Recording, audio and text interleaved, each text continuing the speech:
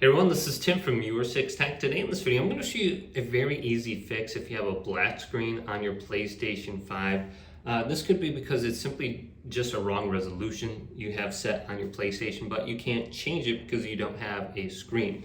So what you want to do is launch your PlayStation 5 into the safe mode. So many times when I connect my PlayStation to maybe like a hotel screen or something like that, it's a black screen because the TVs there are quite old and they don't have 4K at like 120 hertz or something like that. So what we want to do is simply go to the power button right here and hold it down, and we want to make sure our PlayStation 5 is completely turned off. And if you hold this down, it will turn off your PlayStation 5. If you press it once, it's going to place into the rest mode. So hold it down, then you need a USB cable and plug in your controller. And we're going to need this to operate the safe mode menu. Now that when there's no white light flashing, we want to hold down the power button once again. So if we do this, after about 8 seconds, we'll hear a beep indicating we're launching into the safe mode menu.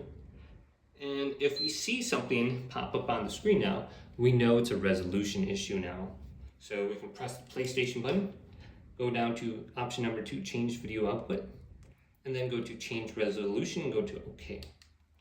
So it seems like the TV wasn't compatible with whatever the PlayStation was set to. We can just change the resolution to automatic or to something else that we know the TV is going to be able to support. So it's restarting right now, and you can tell it's in lower resolution, and we can change it to automatic, or we can just manually set it. So it's going to give you the option here after resets, and then you should be good to go to use your TV with your PlayStation 5.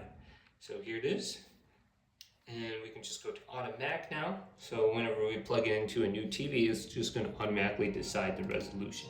Hopefully this video did indeed help you out. If it did, leave it a big thumbs up and subscribe to my channel down below for more tech videos coming up next on Your 6 Tech.